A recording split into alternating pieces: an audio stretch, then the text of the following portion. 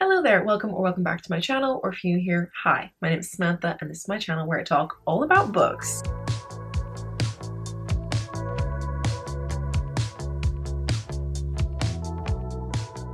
Anyway, today is my first video back in the new year, so happy new year. Sorry that it's been a little while since I last posted, but essentially after Vlogmas, I decided I was going to take a little bit of a break, but I didn't mean to take as long of a break as I ended up taking, because then I ended up being a little bit sick at the beginning of the year, so it just took me a little while to get back in the swing of things, but here we are back. And today we are actually going to be reflecting on last year a little bit. We're going to be going over all of my stats from last year, and then we're also going to talk about my goals from last year and what I achieved and my goals for this year going forward. If you want to skip to a specific part of the video, timestamps will be down below, but we are going to start things off with my reading statistics, which I get from the story graph. So we're just going to go through those and have a look at how the year was. Spoiler alert, I don't think I had a good reading year because I actually know for a fact that I didn't have a good reading year, but it's okay. We're gonna cover all of those stats right now. So let's have a look-see. First of all, we have my reading goals. I set a goal of 70 books, although originally I set my goal as 24, and then I upped it to 50, I think. And then once I hit that, I upped it to 60 and then 70. But we ended up reading 75 books, and I had a pages goal of 24,000. And annoyingly, I was so close. I was less than 300 pages off, and I fully intended to read those 300 pages on the 31st, but I just didn't.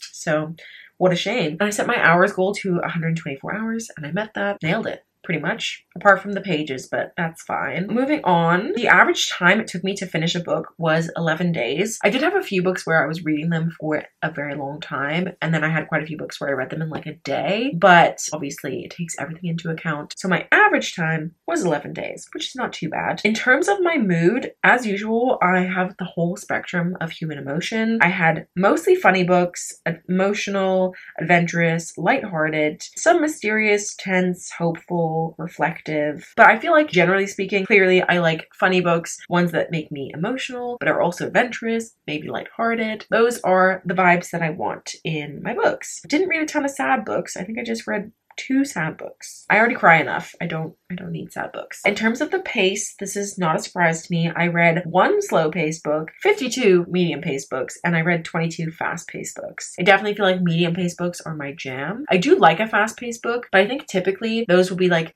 thrillers or romance, although I do read a lot of romance. The books that I read are just categorized as medium-paced books. I wouldn't necessarily always categorize them that way, but this doesn't actually take into account what I put. This is like the average that everyone else puts. For the page number, this is unsurprising. Most of the books that I read were between 300 and 499 pages. That is my normal page count, and I think for a lot of people that's like a standard book, like 400 pages. But I did have a goal of reading more tomes, as in books that are over 500 pages, and I read 8, which I think was in the range that I wanted, but we'll go over that when I get to my goals section. And I read 14 books that were under 300 pages. I didn't have a goal for that because I don't typically read a ton of short books. I feel like I'm not really a short book girly. I prefer a bit of a longer book where I can sink my teeth into it a bit. In terms of the audiobook length, I had 1 book that was over 16 hours. I had 5 books which were between 8 hours and 15 hours and 59 minutes. And I had 8 books that were under 8 hours. In terms of my fiction nonfiction split, I read 67 fiction books and I only read 8 nonfiction books. I had a goal of reading 12, but clearly I did not reach that. In terms of my genres, oh my god, there's too many. We had 47 romance books, so definitely the most romance, but quite a few of those were in fact fantasy romance, and I had 28 fantasy books. I had 24 contemporary, which I assume were mostly contemporary romance. I had 10 young adults, 10 science fiction. That's actually higher than I was expecting. I had 5 books that were in the LGBTQI+ category, 4 mystery books, 3 historical. That was definitely a failure on my part, but we'll get to that when we get to the goals. 3 history books, memoir, 2 thrillers. I had 1 politics book.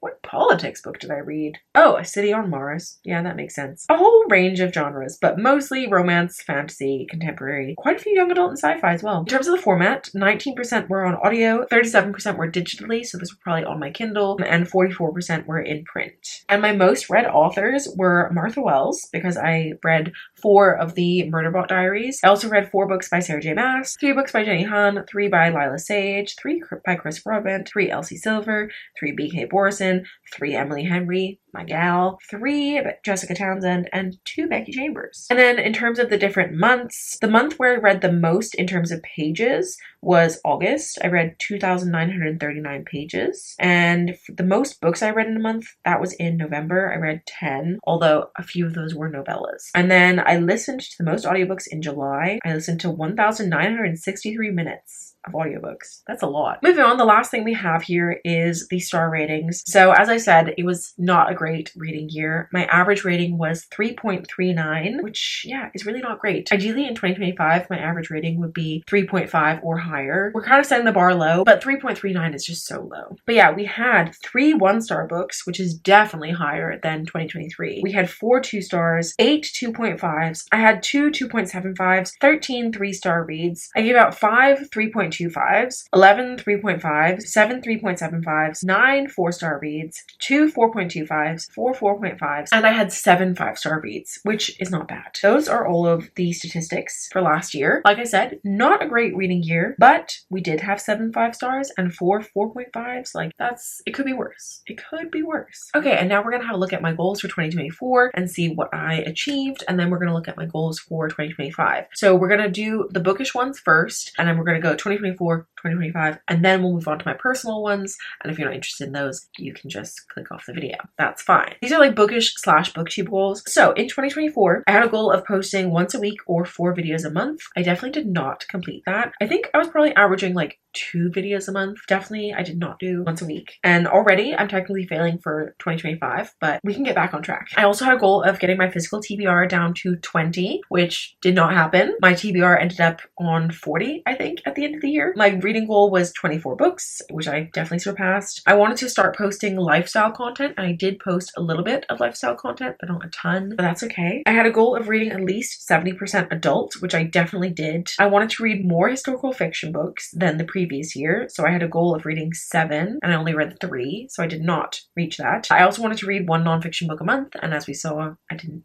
complete that. I always set a goal for January that is book related. So for the last 2 years, it was to read for 30 minutes before bed every day in January. And I did do that last year. I also wanted to read 10 fantasy books, and I did that. And I wanted to read more tomes. In 2023, I read 3. So my goal for last year was to read between 5 and 10. And I think I said I read 7 or 8. So I did definitely complete that. Okay, so starting off with my January goal, we'll just get that out of the way. I want to read 100 pages every day in the month of January, which is quite a bit, but I am succeeding so far. It's currently the 8th of January, and I haven't reached 100 pages every day. Some days I've been in the late 80s or into the 90s, but then other days I've read over 100 pages. So I think we should balance out to 3,100 pages, technically, by the end of the month. But I feel like I haven't been leaving myself enough time in the day to really get a good chunk of reading in. So I thought I would challenge myself to read 100 pages every day. That's the goal for January. And then once again, for BookTube, I want to post once a week or 4 videos a month. Let's not talk about the fact that I've already failed that goal. That's okay. We're ignoring that. I also mentioned in a video in November or December that I wanted to read my entire physical TBR. And in that video, I gave a rating for all of the books on my TBR based on how excited I am to read them. So obviously it's a goal of mine to get my physical TBR down to 0. There will be a few exceptions, but we'll cover that in the first TBR takedown video, which will be coming later this month. I also want to read 52 books. I feel like a book a week is definitely doable for me. I also want to try and post 1 lifestyle video a month.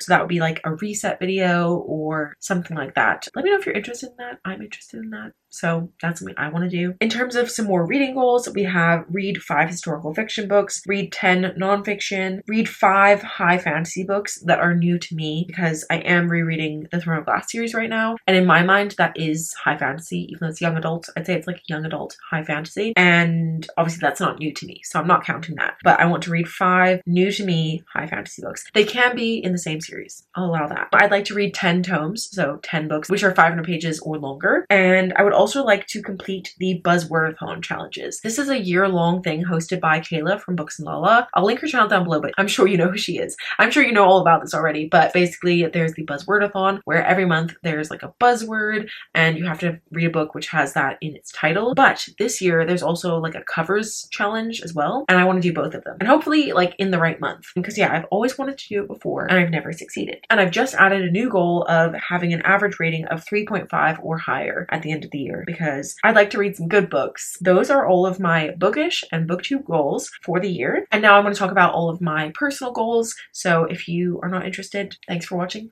Love you. But if you are interested, stick around. So last year, my number one goal was to get a new job, and I did not succeed. I really was having a tough time last year. I didn't enjoy my job that I was working in, and I knew I wanted to change my job and do something a little bit more challenging for myself. So I ended up doing a course so that I could teach English as a foreign language, and it was my goal to get a job in that field before the end of the year. Unfortunately, that didn't happen. I still don't have a job, but that's something I'm working on now. I also had a goal of getting married. That wasn't really a goal so much as a thing that was happening, but I did get married. I had a goal of going to the gym at least 3 days a week, and I definitely did not do that. It's really hard to set a year-long fitness goal because that doesn't account for things like being ill and things like that. So yeah, obviously if we like don't include that, then I still didn't complete that. But I was not like completely inconsistent with the gym, but I definitely fell off a little bit. I wasn't perfect. I never am. I had a goal of getting back into yoga, and I don't even think I did yoga once last year. Apart from I did one like yoga for runners video, which I would do every time I went for a run. I would do it afterwards. So apart from that, I didn't do like a single like longer yoga practice. I used to really be into yoga when I first went to university. I used to do it like every day. I honestly love yoga. I think just because we don't have that much space at the moment, it's hard to like physically do it in the space that we have. So I make excuses and I don't do it. However, I'm currently doing a sort of workout challenge thing. And one of the daily goals or things that you have to do is 10 minutes of stretching. So I have been doing like 10 minutes of stretching / yoga every day. I'm getting back into it now. I also had a goal of improving my Spanish. I did Spanish at university, so I am technically fluent. However, I don't practice nearly enough. And my husband is Colombian, so I literally have no excuse. I wanted to speak to my husband for 3 hours every week. I didn't do that. I don't think I did that a single time. We did start out trying it, but it just felt so awkward. Don't pour one on me.